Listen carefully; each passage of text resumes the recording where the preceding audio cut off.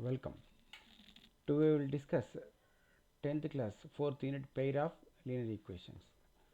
So first of all we have to recall what is the linear equation. The definition of linear equation is an equation which has the degree 1. An equation which has the degree 1 is called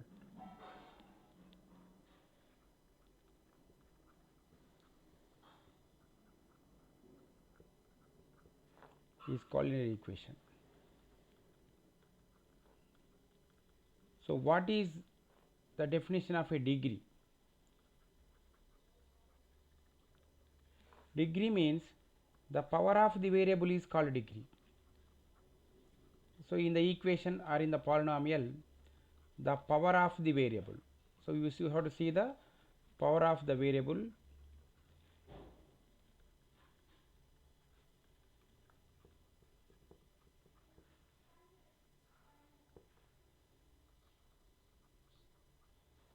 So I will give some examples. 5x power 4.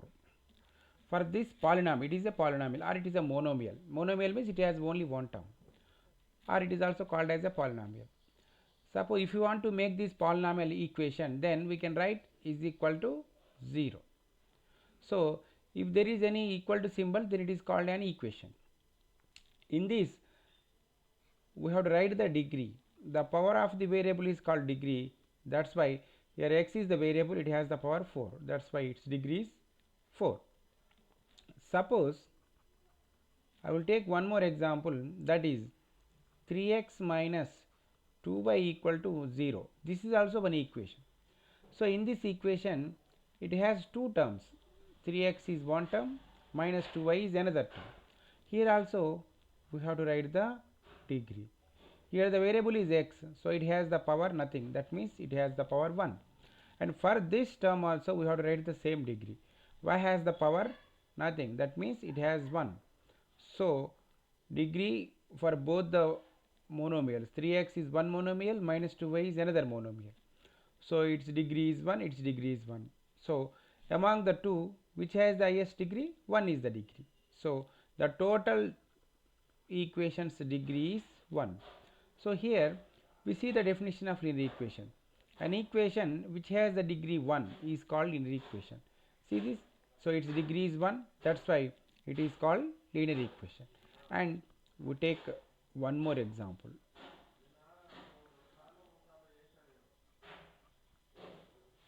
5x plus 2 is equal to 0. Here see this. Here also we have two terms and we write the degrees for both. So 5x is one term, 2 is another term. We write the degree. X has the power 1, so its degree is 1. See this here, 2. 2 has no degree, 2 has no variable. So 2 is a constant. That's why its degree is 0. How I am writing the degree 2? Degree is 0 for the term 2. So I will write this 2 as 2 into 1, and 2 into this 1 can be written as x power 0.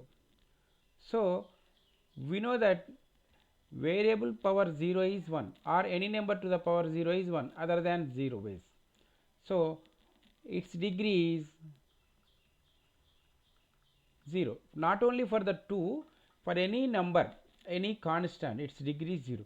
But here in the first case, here I did not write the degree. Here also I did not write the degree. Here also I did not write the degree for 0. Why? Can you think? Okay, I will explain. So this 0,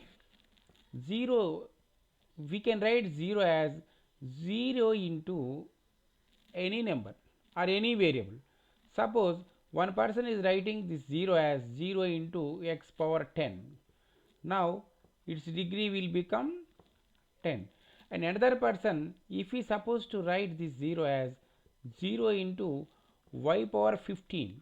So 0 into any number is 0. That's why only I am writing 0 into x power 10, 0 into y power 15, like that. Now the degree will become 15. So here the degree is not unique for 0. So another person will come and he writes 0 into z power 100.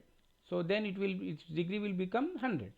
So it is the 0 is not having the unique degree. That's why therefore 0 has no degree. So we should not write this. So other than 0 only we have to write the degree for the constants. So the constants degree is 0. So here how many variables are there? It is also called as a linear equation. Why?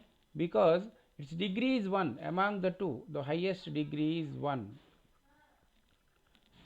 5x is having the degree 1, 2 is having the degree 0.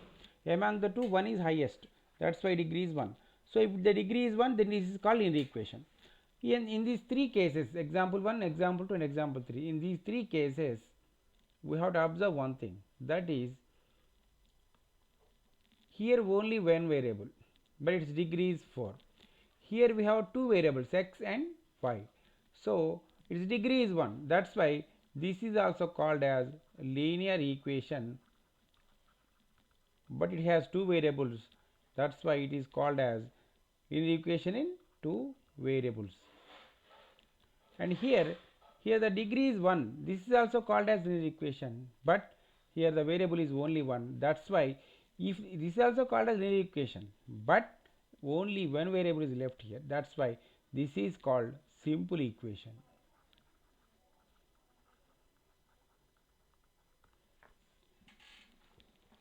Next we go through some other examples. We take example 4. Write the solutions of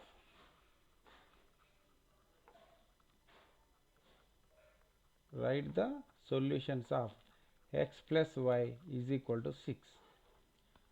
So I am writing total solutions of x plus y is equal to 6. Here only one equation is left. So x plus y is equal to 6. ఈ xని yని satisfy చేసేటటువంటి all values are the solutions for this equation. ఇప్పుడు మరి ఎలా వస్తాయి? How to find? First దీన్ని ఎట్లా చేస్తామంటే మనమే ఒక వాల్యూని తీసుకోవాలి, x ఈజ్ ఈక్వల్ టు కానీ y ఈజ్ ఈక్వల్ టు కానీ, దాని కరస్పాండింగ్ వాల్యూ కనుక్కోవాలి మనం yది. x ఈజ్ ఈక్వల్ టు 0 తీసుకున్నాం అనుకోండి, ఇట్ విల్ బికమ్ x దగ్గర ఏం చేయండి అంటే you keep one bracket, one box plus y is equal to 6 ఇలా రాసుకున్నాక ఇప్పుడు in the place of this box అంటే ఎక్స్ ప్లేస్లో ఎందుకు బాక్స్ డ్రా చేయమని అంటే ఇక్కడ we're substituting x equal to 0 కాబట్టి బాక్స్ పెట్టుకుంటే మనకు సబ్స్టిట్యూషన్ ఈజీ అవుతుంది. సో ఇక్కడ 0 రాద్దాం. ఇప్పుడు చూడండి, ఇప్పుడు ఈ ఎక్స్ వాల్యూని ఇది ఎవరు ఇచ్చారంటే x is equal to 0 is no one is given. We supposed that ఈ ఎక్స్ ఈజ్ ఈక్వల్ టు 0 తీసుకున్నప్పుడు y ఎంత అవుతుందో కనుక్కుంటుంది. 0 plus y value is y. So y is equal to 6. ఇప్పుడు సొల్యూషన్ ఏమవుద్దంటే x 0 తీసుకున్నప్పుడు కామా y ఎంత వచ్చింది? 6 వచ్చింది. సో 0 కామా xని ఒక ఆర్డర్డ్ పెయిర్ లేదా ఓపెన్ బ్రాకెట్స్లో పెడితే this is called one solution. అయితే ఎప్పుడు కూడా ఇది x కోఆర్డినేట్ ఉండాలి and this is x coordinate first comma next ఇది y కోఆర్డినేట్ నెక్స్ట్ ఉండాలి. నువ్వు ఇక్కడ x అనుకుంటావా y అనుకుంటావా ముందు అనేది కాదు, ఏదైనా అనుకోనియండి, ఫస్ట్ x కోఆర్డినేట్ రావాలి, తర్వాత y కోఆర్డినేట్ రావాలి. This is one solution 0,6. Next x is equal to 0 నేను తీసుకోవాలి, why can't we take x is equal to 1 అంటారు ఇంకొకరు. So we take 1 also. So same step we can follow. ఇక్కడ x దగ్గర keep one box plus y is equal to 6. x is equal to we're suppose to take 1. So 1 plus y is equal to 6. Equal to కింద equal to పెట్టుకోండి, ఇవన్నీ ఒక straight line ఉండేట్టు చూసుకోండి. y కనుక్కోవాలి కాబట్టి y should be kept alone, అదొక్కటే అక్కడ ఉంచి మిగిలిన and we have to send to another side. So already on the right side we have 6ని అంతే రాసుకోండి. ఈ 1ని ఈ లెఫ్ట్ సైడ్ నుంచి రైట్ సైడ్ తీసుకొచ్చండి. అప్పుడు ఈ 1 హ్యాస్ ద సైన్, 1కి ముందు ఇక్కడ ప్లస్ ఉంటుంది, సో ఇటు వస్తే -1. So y is equal to 6 - 1 5. ఇది ఒక సొల్యూషన్. ఇప్పుడు x ఫస్ట్ రాయాలని చెప్పిన కదా 1,5. So this is second solution. Next ఇంకొకరు వచ్చి x ఈజ్ ఈక్వల్ టు ఎందుకు తీసుకోవాలి నేను, why can't I take y is equal to some values. So అప్పుడు మనం y ఈజ్ ఈక్వల్ టు మనమే అనుకుందాం, y ఈజ్ ఈక్వల్ టు 0 తీసుకుందాం. ఎప్పుడైనా సరే పాయింట్స్ తీసుకునేటప్పుడు సింపుల్గా ఉండే పాయింట్స్ తీసుకోవాలి. అంటే X 0 1 2 3 4 next X equal to -1 -2 -3 -4 అట్లా వెళ్ళాలి. అట్లయితే క్యాలిక్యులేషన్స్ కూడా సింపుల్గా వస్తాయి మనకి. So y is equal to 0 పెట్టుకుంటున్నాం మనం. సో ఇప్పుడు ఎక్స్ దగ్గర బాక్స్ కొట్టొద్దు. ఎందుకు అంటే ఎక్స్ అనేది మనకు కనుక్కుంటున్నాం కాబట్టి x plus in the place of y we keep one box is equal to 6. So ఇప్పుడు y దగ్గర we keep 0. X plus 0 is x is equal to 6. ఇప్పుడు ఇక్కడ పాయింట్ ఏమని రాయాలి చెప్పండి. ఇక్కడ ఏమనుకున్నాం, x coordinate first and y coordinate next. X coordinate ఎంత 6, మనకి ఇక్కడ వై 0 తీసుకున్నాం కాబట్టి 0,6 అని రాస్తే మళ్ళీ ఇదే పాయింట్ వస్తుంది. సో అది కాదు. So x is equal to 6 first, next y coordinate is 0. 6, ఇట్లా ఎన్ని సొల్యూషన్స్ వస్తాయంటే we can get infinitely many solutions. So we write like this.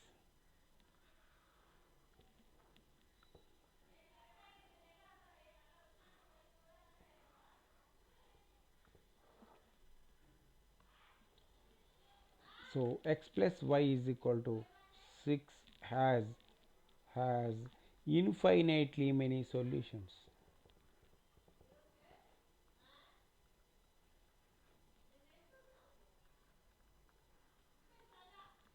So ఇప్పుడు ఇట్లా ఇది ఎన్ని ఈక్వేషన్స్ ఉన్నాయంటే ఇందులో ఓన్లీ వన్ ఈక్వేషన్, అంటే one linear equation in 2 variables has infinitely many solutions. ఇప్పుడు దీన్నే గ్రాఫ్ గీసినాం అనుకోండి suppose.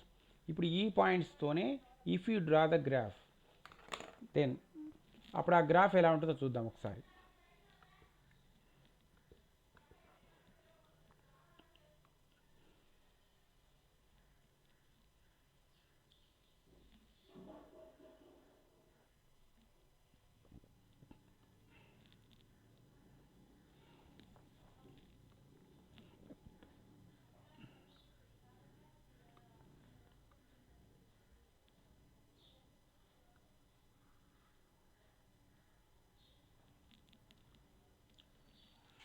Now we take the points. So ఇంతకు ముందు వచ్చిన పాయింట్స్ ఏంటంటే మనకు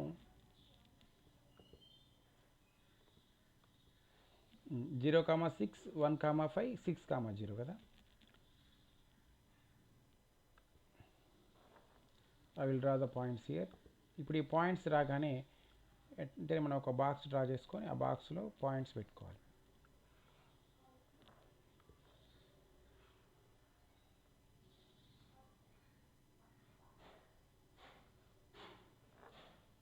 సో ఇందులో పైన we write x on the top and y, x y. First point 6,0, next ఇది 1 5, నెక్స్ట్ ఇది 0 6. ఇప్పుడు ద ఫస్ట్ పాయింట్ ఈ 0,6,0.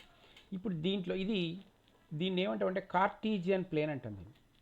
This is called a Cartesian plane. ఇప్పుడు ఈ కార్టీజియన్ అనేటువంటి మ్యాథమెటిషియన్ కనిపెట్టాడు కాబట్టి this is called Cartesian plane. ఈ కార్టీజియన్ ప్లేన్లో horizontal axis is called x axis, vertical axis is called y axis. అయితే again this x axis is divided into 2 parts. ఈ మధ్యలో ఈ ఎక్స్ యాక్సిస్ ఈ వై యాక్సిస్ ఇంటర్సెక్ట్ చేసుకున్న ప్లేస్ని origin అంటాం, దాన్ని ఓతో చూపిస్తాం. నెంబర్స్ పరంగా చెప్పినప్పుడు దాన్ని ఇక్కడ 0 పెడతాం. సో హారిజాంటల్ యాక్సిస్ మీద 0కి రైట్ సైడ్ అన్నీ పాజిటివ్ ఉంటాయి కాబట్టి దీన్ని పాజిటివ్ ఎక్స్ యాక్సిస్ అంటాం. ఫర్ ద 0కి లెఫ్ట్ సైడ్లో we have all negatives, so this is X dash అంటాం. 0కి పైన అంతా పాజిటివ్ వాల్యూస్ ఉంటాయి కాబట్టి దీన్ని వై యాక్సిస్ అంటే 0కి కింది వైపు ఉన్నాయి నెగిటివ్స్, సో వై డాష్ అంటాం. ఇప్పుడు ఇందులో దీన్ని ఈ మధ్యలో ప్లేస్ అంటే ఈ పాజిటివ్ ఎక్స్ యాక్సిస్కి పాజిటివ్ వై యాక్సిస్కి మధ్యలో ఉండేదాన్ని క్వాడ్రంట్ అంటాం. This is called quadrant.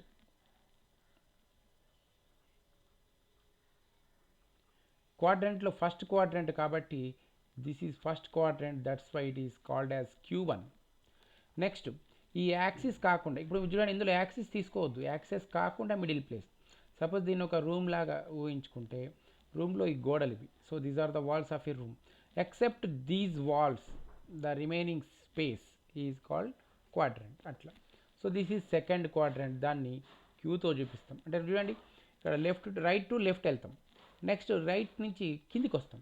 This is third quadrant, it is named as Q3 అంటే third quadrant. And for the right of this third quadrant it is Q4. ఇందులో ఇప్పుడు ఈ పాయింట్స్ని పెడదాం మనం. ఇందులో ఏంటి ఫస్ట్ పాయింట్ 6,0. ఇది ఎక్కడుందో ఎత్తుకుదాం. ఫస్ట్ 6ని ఎతకాల్సింది y యాక్సిస్ మీదనా x యాక్సిస్ మీదనా అన్నప్పుడు ఇంతకుముందే చెప్పిన point while writing the solution we have write the x first y next అని. అంటే x కోఆర్డినేట్ ఫస్ట్ 6 ఉంటుంది కాబట్టి x యాక్సిస్ మీద 6 ఎక్కడ ఉందో ఎతకండి. On x axis 6 is at ఇక్కడ ఇది 6 ఇక్కడ నిలబడాలి. ఇప్పుడు సపోజ్ వీఆర్ స్టాండింగ్ హియర్. అయితే ఇక్కడ మనిషి నిలబడ్డట్టుగా ఊహించుకొని ఏం చేయాలంటే ఇక్కడే నిలబడి మెడ తిప్పి y యాక్సిస్ వైపు చూడాలి. అంటే ఇట్లా చూడాలి. ఇక ఓన్లీ ఇక్కడ మనిషి మూవ్ అవ్వట్లేడు, only the eye sight is looking at y axis. ఇది y యాక్సిస్. ఈ y యాక్సిస్ కూడా ఇట్లా ఇక్కడ 6 దగ్గర నిలబడి ఇట్లా అంటే ఇలా ఇలా ఇలా ఇలా ఇట్లా చూడొద్దు. ఎలా చూడాలి అంటే ఓన్లీ ఈ 6 దగ్గర నుంచి ఇట్లా చూడాలి. ఏం కనిపిస్తుంది మనకు చూస్తే 0 కనబడుతుంది. అంటే మనం నిలబడ్డ position, the position where we stood is 6,0 position అనమాట. So this is 6,0. ఇప్పుడు మనకు 6 దగ్గర నిలబడి y యాక్సిస్ చూడంగానే కనబడుతుంది అదే. That's why this point is 6,0. ఇక్కడ నిలబడి y యాక్సిస్ వైపు చూస్తున్నాం ఇట్లా. ఇది ఓన్లీ ఐ సైడ్కి లైన్ ఉండదు కాబట్టి ఓన్లీ చూస్తున్నట్టు సపోజ్ చేసుకుంటే 0, 6,0. నెక్స్ట్ 1,5. మళ్ళీ x యాక్సిస్ మీద 1 తీసుకుందాం. x యాక్సిస్ మీద 1 ఇక్కడ ఉంది చూడండి. ఇది 1 and this is 2, this is 3, this is 5, this is 7, this is 9. So 1 దగ్గర నిలబడ్డాం.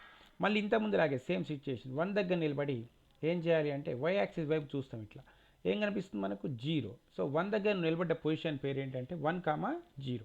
మరి అది కాదుగా మనం వెళ్ళాల్సింది 1,5. సో ఇక్కడే నిలబడి ఈ లైన్ వెంట పైనకైనా వెళ్ళాలి, కిందికైనా వెళ్ళాలి. ఇదే లైన్ మారొద్దు. ఈ లైన్లో వెళ్తేప్పుడు ఏం చేయాలి మనం y యాక్సిస్ వైపు చూస్తూ వెళ్ళాలి. సపోజ్ ఇక్కడ నిలబడ్డ పర్సన్ y యాక్సిస్ వైపు చూడంగానే so is looking at 0. That's why these point coordinates are 1,0. ఇక్కడ నిలబడ్డారు అనుకోండి 1,1. ఇది 1,2, 1,3, 1,4, 1,5 ఇక్కడ ఉంది. నెక్స్ట్ 0,6 అంటే ఫస్ట్ x యాక్సిస్ మీద 0 ఎక్కడో చూద్దాం. ఇక్కడ ఉంది. అంటే ఇదే 0 x యాక్సిస్ మీద ఉంటుంది, ఇదే 0 y యాక్సిస్ మీద ఉంటుంది. అంటే ఇప్పుడు 0 దగ్గర నిలబడి y యాక్సిస్ వైపు చూడమన్నాం కదా. y యాక్సిస్ వైపు చూడడానికి ఇటు సైడ్ చూడలేము, ఇటు సైడ్ చూడలేము, ఓన్లీ కిందికే చూడగలం ఎందుకంటే కాళ్ళ కింద ఉంది. That's why its coordinates are 0,0. ఇప్పుడు ఇక్కడి నుంచి ఏం చెప్పిన ఇంతకుముందు పైకైనా వెళ్ళండి, కిందికైనా వెళ్ళండి అని చెప్పిన y యాక్సిస్ వైపు చూస్తూ. సో 0 దగ్గర నిలబడి y యాక్సిస్ మీన్స్ అంటే మన y యాక్సిస్ మీదే ఉన్నాం నడుస్తుంటే ఇక్కడ 1,5 కనపడుతుంది. ఇది 0,1. ఇది కొంచెం పైకి వెళ్ళినాం 0,2, ఇది 0,3, 0,4, 0,5, ఇది 0,6. ఇంకో ఇక్కడ ఇది 0,6. So 1, this is 3, this is 5. ఇప్పుడు ఈ 3 పాయింట్స్ వచ్చినాయి కదా. ఇప్పుడు ఈ 3 పాయింట్స్ మనం ఏం చేద్దామంటే జాయిన్ చేద్దాం. we join the 3 points. ఇలా జాయిన్ చేయగానే ఏమొచ్చినాయి మనకంటే ఒక స్ట్రైట్ లైన్ వచ్చింది. యాక్చువల్లీ ఇదేంటి మనకు this is a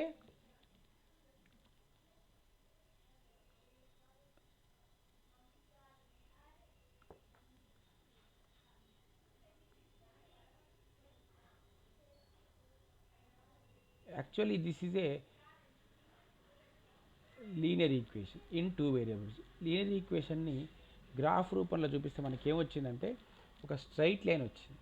this is a straight line. ఇప్పుడు చూడండి ఒకసారి. అంటే ఒక లీనియర్ ఈక్వేషన్ని డ్రా చేస్తే గ్రాఫ్లో ఏమొస్తుంది మనకు అంటే స్ట్రైట్ లైన్ వస్తుంది. సో దీన్ని బట్టి ఏం రాయొచ్చు అంటే మనం ఇక్కడ ద గ్రాఫ్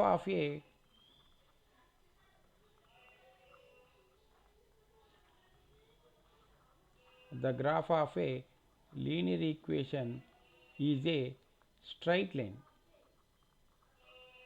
ఇది ఒక స్ట్రైట్ లైన్ రిప్రజెంట్ చేస్తుంది. అయితే మనకి ఇప్పుడు ఈ లైన్ మీద ఎన్ని పాయింట్స్ ఉన్నాయి అనగానే మనం ఏం చెప్తామంటే వి సే ఓన్లీ 3 పాయింట్స్ అని చెప్తాం. ఎందుకంటే ఇక్కడ ఒకటి ఉంది, ఇక్కడ ఒకటి ఉంది, ఇంతకుముందు ఇక్కడ ఒకటి కనుక్కున్నాం. కాబట్టి ఈ 3 పాయింట్స్ ఉన్నాయి అనుకుంటాం మనం. That is not correct. ఎందుకంటే a line is a set of infinitely many points. కాబట్టి ఈ లైన్ మీద ఎన్ని పాయింట్స్ ఉంటాయంటే ఇగో ఇక్కడ ఒక పాయింట్ ఉంటుంది, ఇక్కడ ఒకటి ఉంటుంది, ఇక్కడ ఒకటి ఉంటుంది, ఇక్కడ ఒకటి ఉంటుంది, ఇట్లా వీటి మధ్యలో కూడా ఇంకా ఇన్ఫైనెట్లీ మెనీ పాయింట్స్ ఉంటాయి. సో ఈ లైన్ మీద ఉండే అన్ని పాయింట్స్ ఏమవుతాయంటే ఆ లైన్ ఈక్వేషన్కి సొల్యూషన్స్ అవుతాయి. So that is also one bit. So ఇక్కడ ఏం రాస్తామంటే మనం ద పాయింట్స్ అని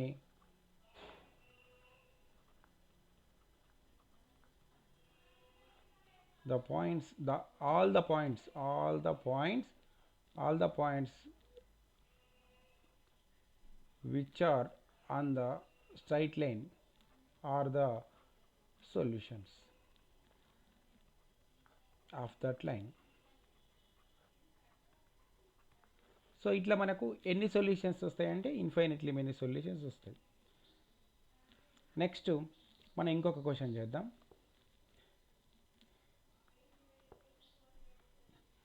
ఇప్పుడు సపోజ్ మనకు ఒక 2 లైన్స్ ఉన్నాయి అనుకో మన దగ్గర. We have 2 lines right. So ఆ 2 లైన్స్లో గ్రాఫ్ గీసినాం అనుకో. సపోజ్ నా దగ్గర 2 లైన్స్ ఉన్నాయి, అవి గ్రాఫ్ గీస్తే ఆ 2 లైన్స్ ఎలా ఉండొచ్చు అంటే ఒకసారి చూద్దాం. సో ఇది ఒక line, this is another line. ఈ 2 లైన్స్ డ్రా చేసినప్పుడు ఇట్లా ఉండొచ్చు. మనకు 2 లైన్స్ డ్రా చేస్తాం, not a single line. 2 lines draw చేసినప్పుడు ఇలా ఉండొచ్చు, లేదా ఇలానే ఎందుకు ఉండాలి, ఇంకొకరు వచ్చి ఇలా కూడా ఉండొచ్చుగా అని చెప్తారు. సో అవును, ఇలా కూడా ఉండొచ్చు గ్రాఫ్లో. ఈ రెండేమో కలుసుకున్నాయి, ఈ రెండుకి ఇది కలుసుకోలేదు, ఇట్లా వెళ్తున్నాయి. నెక్స్ట్ ఇంకొకరు వచ్చి ఇలానే ఎందుకు ఉండాలి, గ్రాఫ్ గీసినప్పుడు ఇట్లా ఉండొచ్చు కదా, ఇంకొక లైన్ చూపిస్తారు మనకు.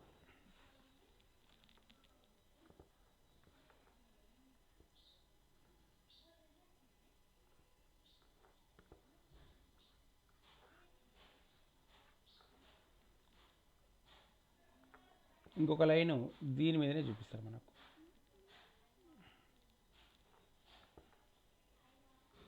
ఇట్లా ఈ 2 లైన్స్ ఇలా ఉండొచ్చు అని చూపిస్తారు. అవును, ఈ 3 కేసెస్లో ఎలా అయినా ఉండొచ్చు the 2 lines. So this is case 1, this is case 2, this is case 3. ఇప్పుడు ఈ 3 కేసెస్లో మనకు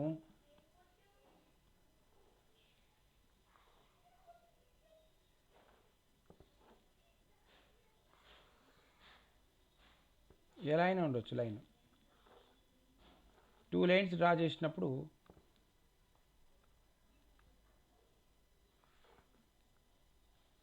ఈ 3 కేసెస్లో ఉండొచ్చు మనకు. అయితే ఇప్పుడు ఈ 3 కేసెస్ కాకుండా ఇంకెలాగైనా ఉండొచ్చా అంటే కొంతమంది ఏం చెప్తారంటే ఇగో ఇలా కూడా ఉండొచ్చు అని చూపిస్తారు మనకు.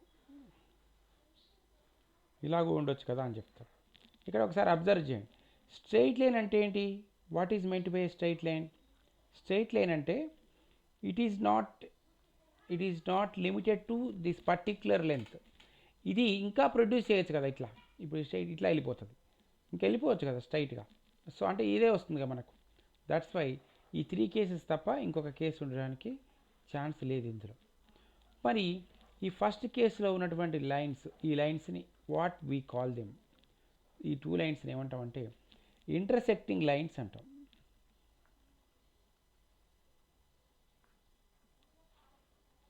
ఇవి రెండు కలుసుకోవట్లేవు కాబట్టి these 2 lines are called parallel lines అంటాం. ఇవి ఒకదాని మీద ఒకటి కలిసిపోయి వెళ్తున్నాయి కాబట్టి వీటిని కోఇన్సిడెంట్ లైన్స్ అంటాం.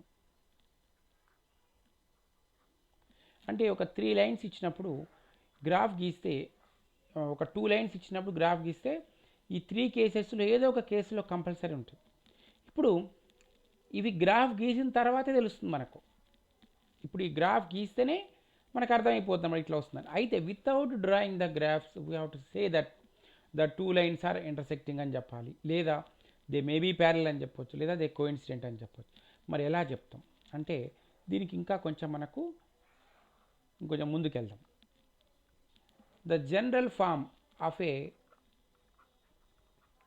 జనరల్ ఫామ్ అంటే ఇది ఏ ఫామ్లో మనకు ఇంతకుముందు లీనియర్ ఈక్వేషన్ అనగానే ఏం చెప్పించాం, 3x + 5y = 6 అలా చెప్పినాం కదా. సో అట్లనే దీనికి ఒక జనరల్ ఫామ్ క్రియేట్ చేసుకోవాలి. The general form of a linear equation is, మనము 8th క్లాస్ వరకు కూడా వేరియబుల్స్ అనగానే ఏ నుంచి జెడ్ వరకు అని చెప్తాం. So after 8th class we feel that the variables are x y z, ఈ మూడే తీసుకుంటాం. ఎందుకంటే గ్రాఫ్లో x axis y axis z యాక్సిసే ఉంటాయి. ఇవి కాకుండా మిగతా అన్నీ కూడా కోఎఫిషియంట్స్ లాగా తీసుకుంటాం, అంటే constants. So the general form of linear equation is, మనకు డిగ్రీ ఎంత ఉండాలి, 1 ఉండాలి, అంటే ఎక్స్. 2 వేరియబుల్స్ కావాలి కాబట్టి వై కూడా ఉంటుంది. మరి రెండింటిని కలపాలి కదా, మనం ప్లస్ మైనస్ ఏదో ఒకటి పెట్టుకోవాలి కదా. So always we keep plus. తర్వాత ఎక్స్ వై టర్మ్తో పాటు ఇంకేదో నెంబర్ ఉంటుంది కాన్స్టెంట్, దాన్ని సితో చూపిస్తాం. ఈజ్ ఈక్వల్ టు 0 ఉండాలి, ఈక్వేషన్ లాగా రావాలి కాబట్టి ఈజ్ ఈక్వల్. మరి వైని సిని, సి అంటే కాన్స్టెంట్, దీని నెంబర్ కలపాలి కాబట్టి దీనికి కూడా ప్లస్. అయితే ఎక్స్ ఎప్పుడు సింగిల్గా ఉండదు కదా, ఇది ఎప్పుడు 1x కాదు, అంటే దీనికి ముందు ఏదో ఒక నెంబర్ ఉంటుంది ఎప్పుడు. సో దట్ ఈజ్, ఆ నెంబర్ని ఏ అనుకుందాం. ఇక్కడ వైకి ముందు కూడా ఏదో ఒక నెంబర్ ఉంటుంది, అది బి అనుకుందాం. So a x plus b y plus c equal to 0, this is called the general form of a linear equation. ఒకవేళ ఒక్కొక్కసారి ఏమవుతుందంటే ఏ ప్లేస్లో 0 ఉందనుకోండి, now it will become 0x అవుతుంది.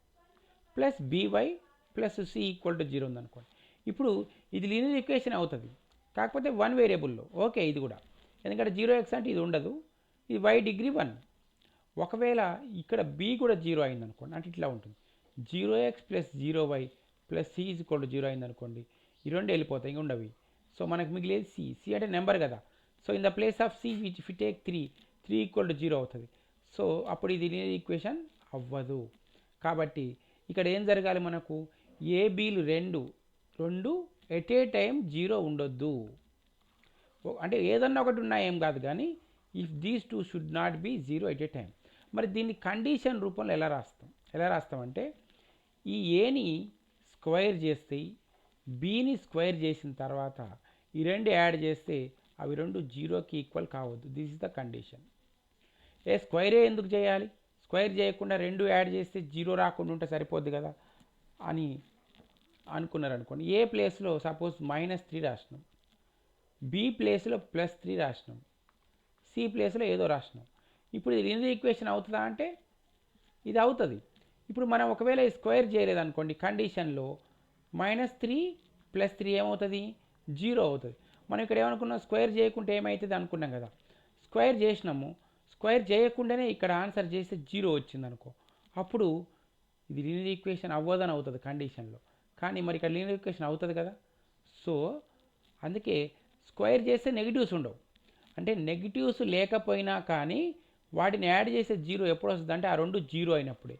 ఈ వర్డ్స్లో చెప్పడము లెంత్ అవుతుంది కాబట్టి we have to say symbolically. That means a x plus b y plus c equal to 0, it represents a linear equation when a square plus b square is not equal to 0 అయినప్పుడు మాత్రమే ఇది. ఇప్పుడు ఇంతకుముందు చెప్పినట్టుగా we take some conditions. So 2 linear equations తీసుకుందాం. we take 2 linear equations. we take 2 linear equations. ఒకటే అన్నప్పుడే ax plus by plus c equal to 0 అంటే సరిపోతుంది. But here we're taking 2, that's why అప్పుడు కోఎఫిషియంట్సే మారుతాయి, ఎక్స్ వైలు సేమ్ ఉంటాయి. So a1x plus b1y, constant is also changing, that's why c equal to 0. This is first linear equation, and we take the second, a2x plus b2y plus c2 equal to 0. This is second linear equation. ఇప్పుడు ఈ linear ఈక్వేషన్స్కి మనం ఏం చేయాలి అంటే a1/a2 కనుక్కోవాలి. First a1/a2 కనుక్కోవాలి value. Next this is first one. Second one b1/b2 కనుక్కోవాలి. Third one c1/c2 కనుక్కోవాలి వాల్యూస్. ఈ 3 వాల్యూస్ కనుక్కున్న తర్వాత మనకి ఎలా రావడానికి అవకాశం ఉంది అన్నప్పుడు ఈ 3 అంటే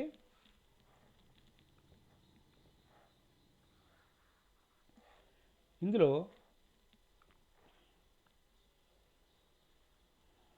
ఈ a1/a2 అంటే ఇవి సింప్లిఫైడ్ ఫామ్లో చేయాలి.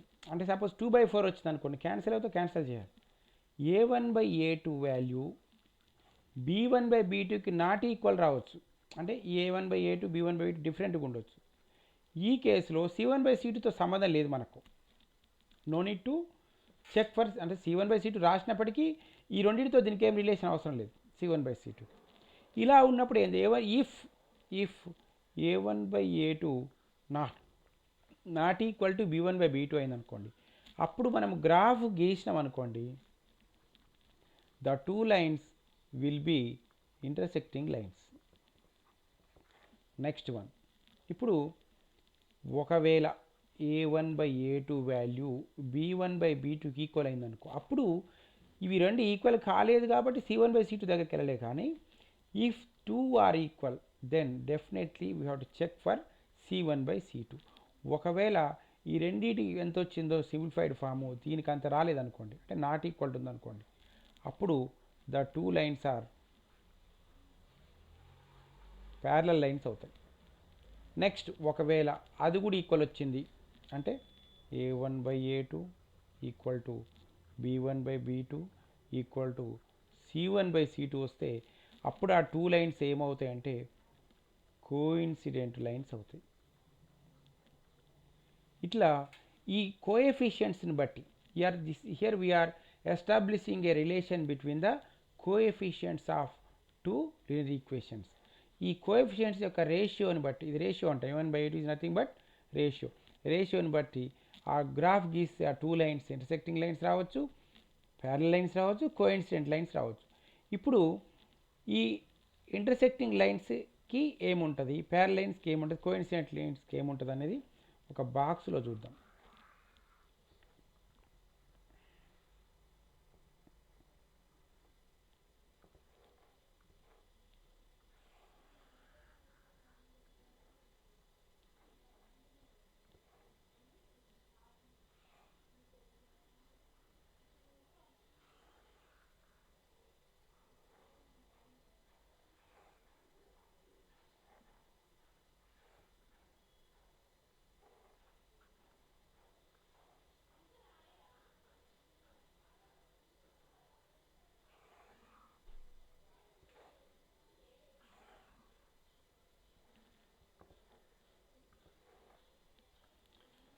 ఇప్పుడు first we take the condition, that is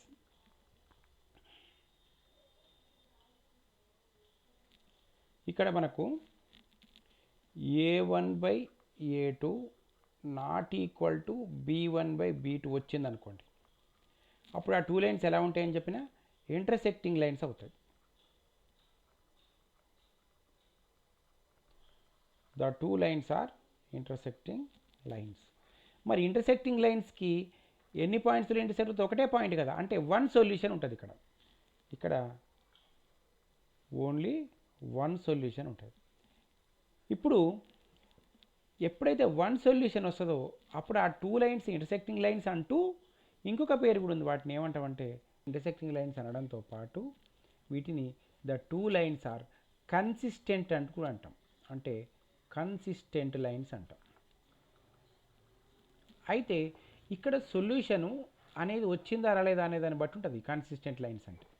next మనం సెకండ్ కేస్ చేసినాం, ఏంటి, what is the second case, A1/A2 చేసినప్పుడు this is equal to B1/B2 that is not equal to C1/C2 వచ్చిందనుకోండి, అప్పుడు ఆ టూ లైన్స్ ఎలా ఉంటాయని చెప్పినంటే the two lines are parallel lines. ఈ ప్యారలల్ లైన్స్కి ఇంటర్సెక్టింగ్ పాయింట్ ఉండదు కాబట్టి వాటికి సొల్యూషన్ ఉండదు, నో సొల్యూషన్. మరి వీటిని ఏమంటామంటే ఇన్కన్సిస్టెంట్ లైన్స్ అంటాం.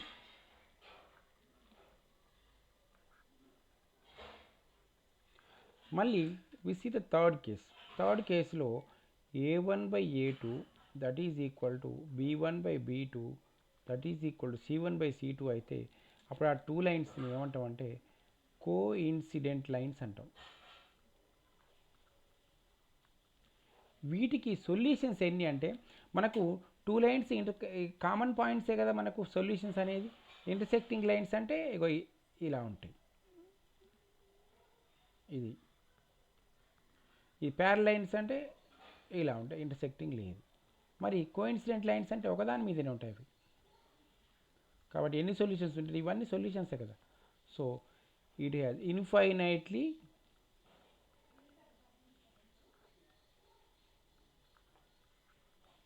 మెనీ సొల్యూషన్స్ ఉంటాయి. మరి సొల్యూషన్స్ వస్తే వాటిని ఏమంటాం? కన్సిస్టెంట్ లైన్స్ అంటాం కదా. ఇక్కడ కూడా వీటిని కన్సిస్టెంట్ లైన్స్ అనే అంటాం. అయితే ఇక్కడ ఉన్న ఈ టూ లైన్స్, ఈ కేసులో కన్సిస్టెంట్ లైన్స్ ఒకదాని మీద, ఒక ఈక్వేషన్ మీద డిపెండ్ అయ్యి ఇంకో ఈక్వేషన్ ఉండదు. కాబట్టి వాటిని consistent lines which are independent అంటాం. ఒకదాని మీద ఒకటి డిపెండ్ అవ్వవు. కానీ ఇక్కడ మాత్రం ఇవి కంపల్సరీగా ఒకదాని మీద ఒకటి డిపెండ్ అవుతాయి.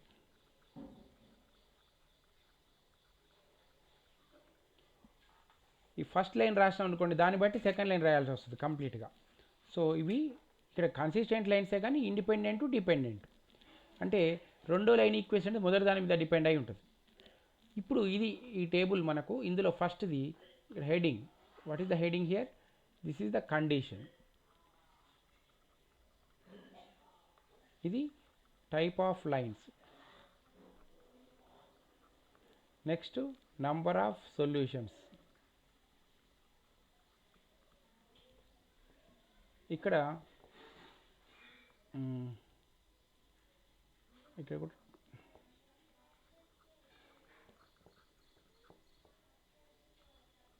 Types of the pair of linear equations. ఇట్లా. సో ఇట్లా మనం ఈ టేబుల్ని చూస్తూ ఈ చాప్టర్ మొత్తం వీటితోనే డిపెండ్ అయి ఉంటుంది. సో ఇవి బాగా నేర్చుకోవాలి. Right, thank you.